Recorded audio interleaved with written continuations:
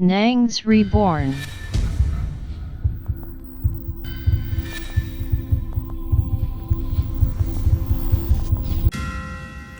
Waouh! Bonjour la bonne, comment allez-vous? Si vous allez bien, c'est extraordinaire.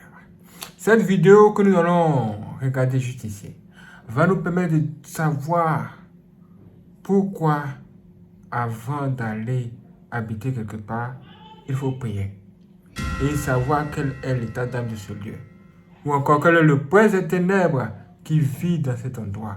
Parce que si vous ne le faites pas, vous risquez d'arriver dans un quartier, dans un endroit ou même dans un pays où là-bas, les gens ne réussissent pas facilement. Regardez! Vous voyez ça?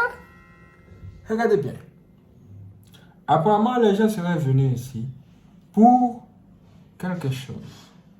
Pour une chose qui a été enterrée depuis très longtemps. Et cette chose ressemble à ça. Une marmite enterrée depuis très longtemps, dans laquelle se trouvaient plein de trucs bizarres. Et l'histoire a été racontée par quelqu'un. Apparemment, ceux qui ont enterré cette marmite-là ne voulaient pas que les gens réussissent ici. Pour que les gens soient bloqués et que les jeunes ne puissent pas réussir dans leur vie. Ils ont décidé d'enterrer ça et essayer des effets sur eux. Écoutons l'histoire. Les faits qui vont suivre se sont déroulés à Ambam, au Cameroun. Et on me dit que ce qui se passe, c'est quoi s'est passé ici, ça arrive au Cameroun. Depuis quelque temps, ce territoire est devenu le haut lieu de nombreux scandales liés aux pratiques mystiques et à la sorcellerie. Il semblerait que la jeunesse de cette région soit frappée par une malédiction bien étrange. Malgré de longues études, pas de travail pour les jeunes hommes qui sombrent dans l'alcoolisme. Du côté des jeunes femmes, pas de chance en amour, pas de mariage. Les femmes plus âgées, quant à elles, sont presque toutes stériles et font de fausses couches à répétition. Pour les jeunes, c'est la déprime totale face à ce mauvais coup du destin. Mais est-ce simplement une histoire de malchance?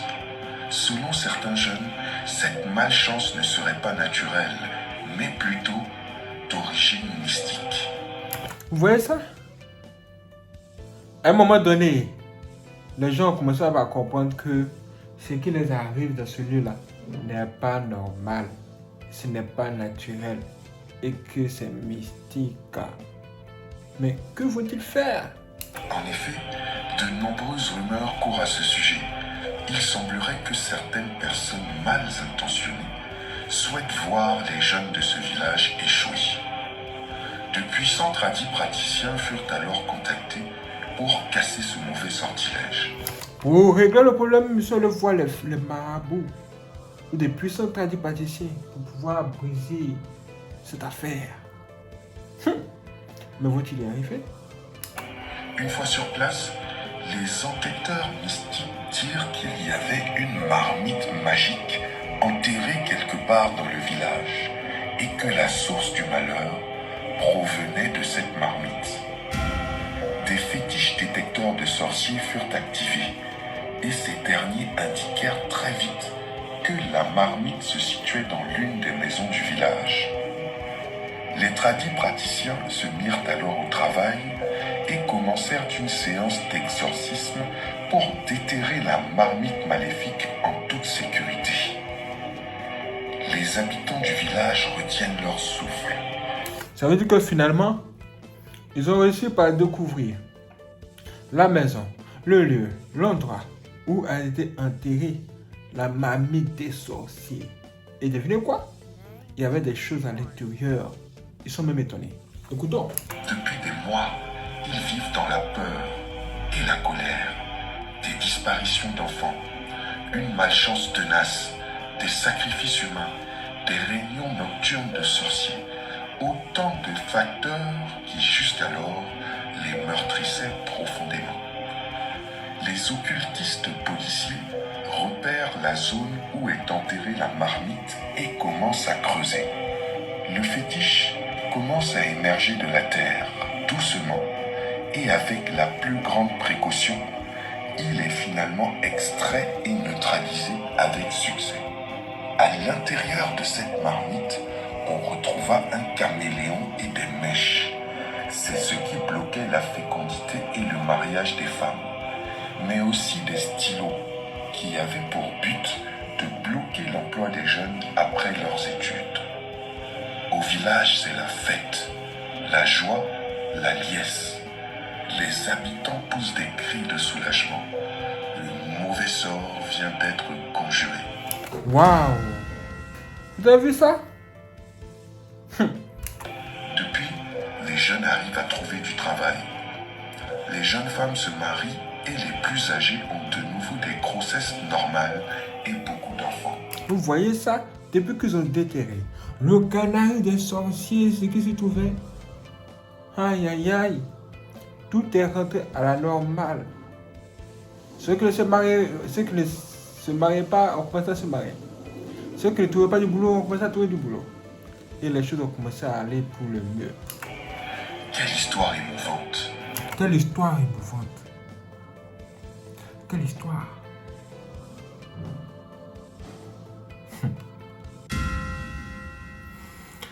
S'il y a bien une sorcellerie qui est très dangereuse, c'est la sorcellerie qu'on enterre.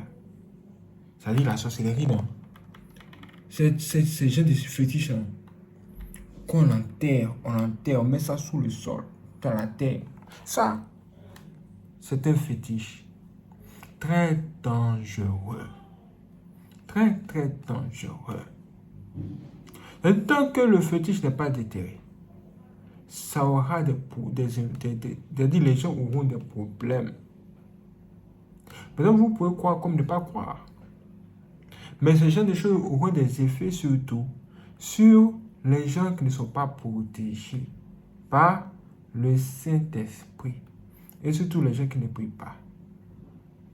Quand vous êtes une personne qui, surtout dans la situation que je viens de citer là, ce genre de choses vous bloquez. Et bloquer. Et ce qui est dingue, c'est que ce n'est pas le canari qui agit ou qui a des effets. Ce sont plutôt des démons qui sont en train de travailler comme ça.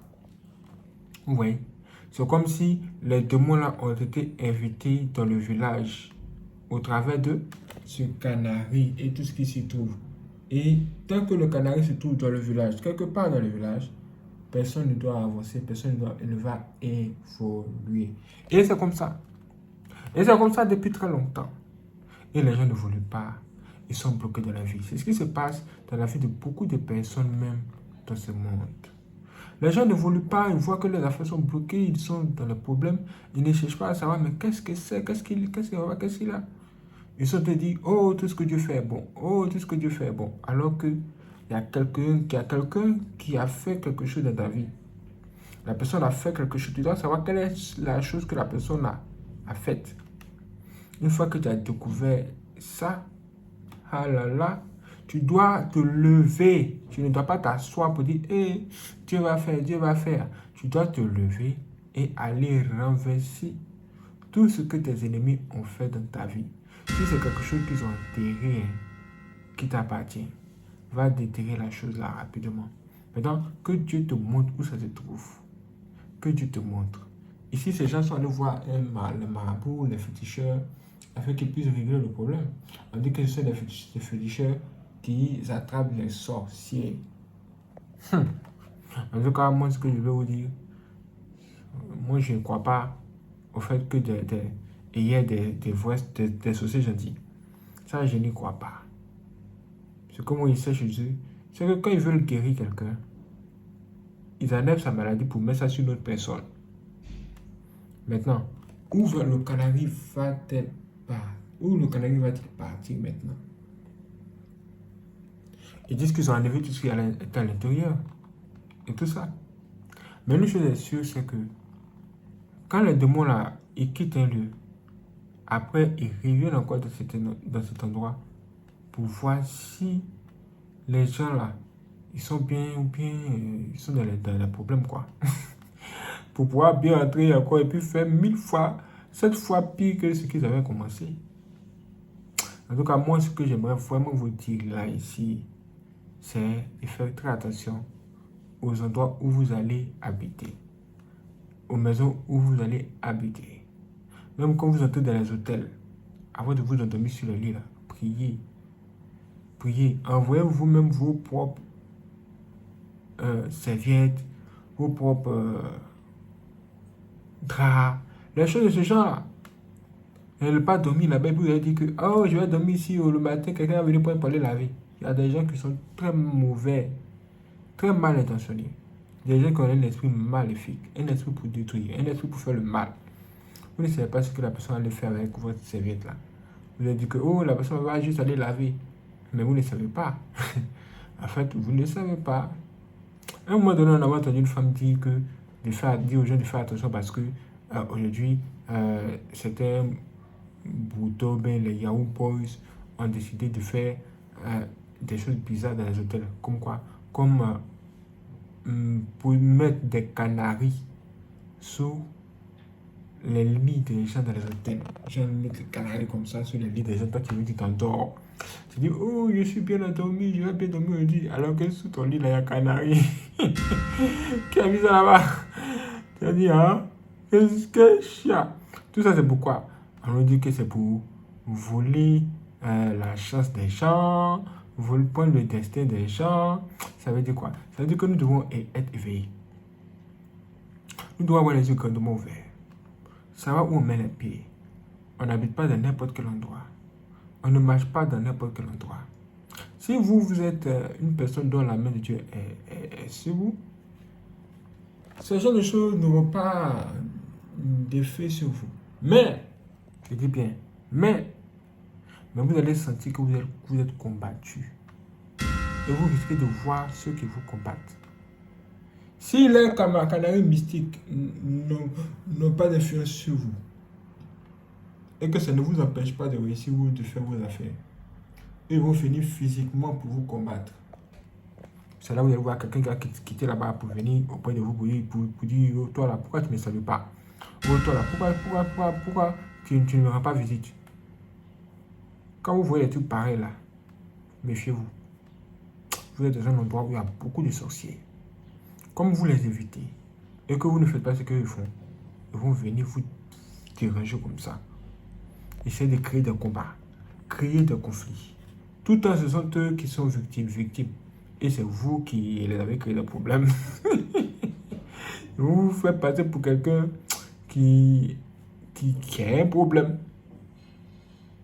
Mais vous pouvez vous poser la question, ça, mais toi, depuis que tu arrives dans le quartier là, pourquoi tu ne viens jamais à notre réunion? Quoi? Vous me dites quoi? Qu'est-ce qui se passe? Je suis arrivé dans le village, je vous ai dit que tu viens dans la réunion. Moi, je dis, mais mon ami, toi depuis que tu es dans le quartier, pourquoi est-ce que tu ne viens jamais dans nos réunions? Voici comment la sorcellerie commence. En fait, il veut vous introduire dans la sorcellerie, mais comme ça ne marche pas, il vient physiquement pour vous poser des questions et créer des combats. C'est pourquoi il faut être très, très vigilant. Soyez sobre. Ne buvez pas, ne soyez pas saoulés dans le pays là. Veillez.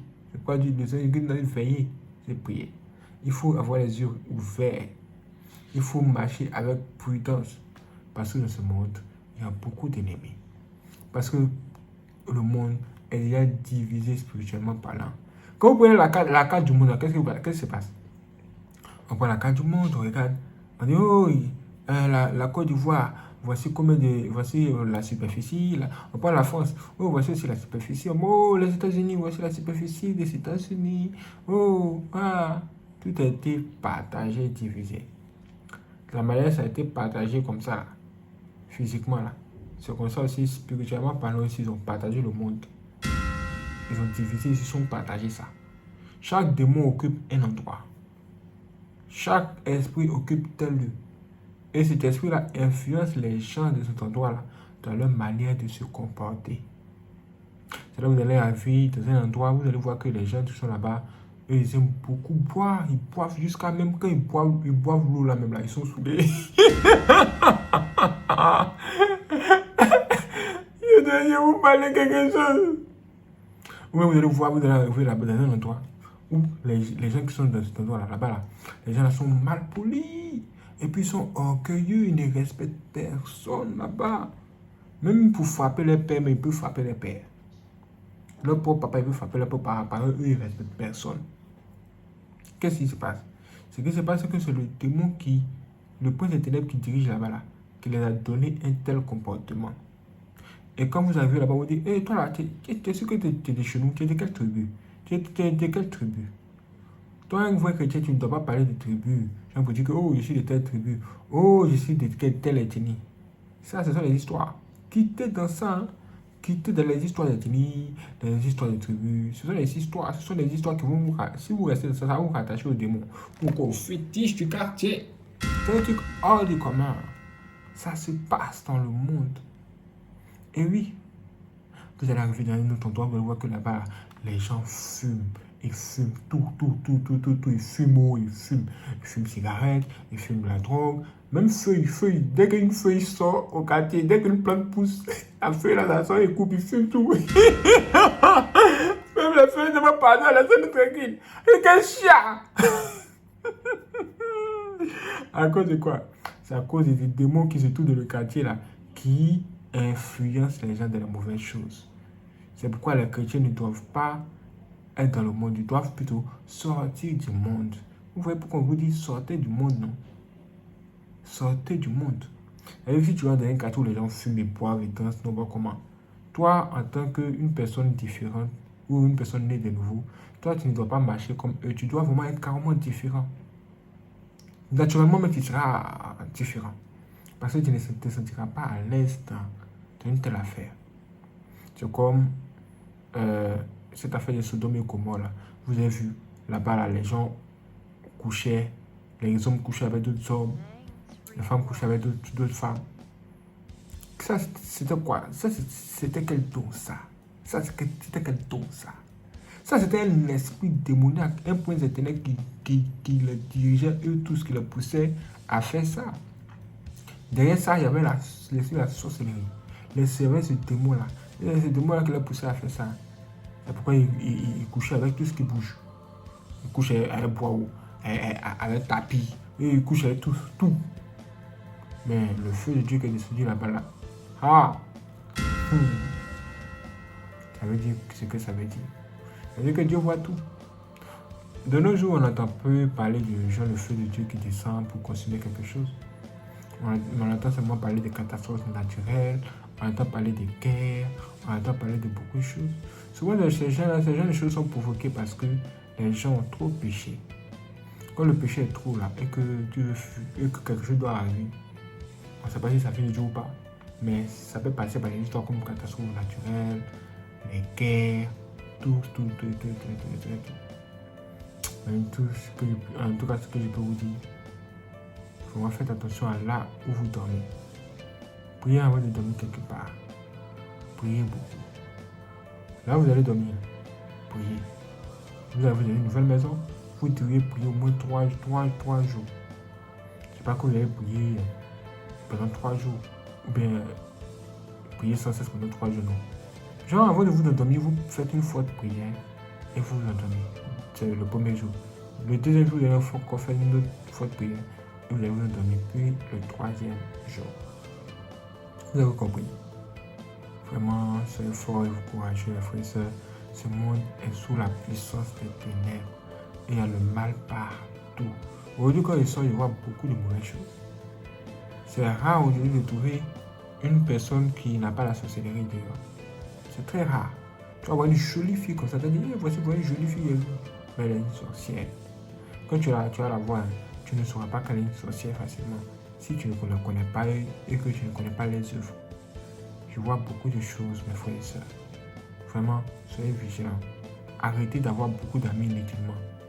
Un ami qui ne t'apporte rien, il faut le laisser tranquille là où il est. Gagne temps. Je vous assure. Je vous donne rendez-vous dans la chaîne de vous. Dans la prochaine vidéo, nous allons découvrir des choses terribles. Vraiment terribles. Il y avait même un mort dedans. Soyez prêts. Waouh, c'est extraordinaire. Merci la fois d'avoir regardé cette vidéo. Si vous avez aimé, laissez tous des chaînes. N'hésitez pas aussi à la partager à vos amis.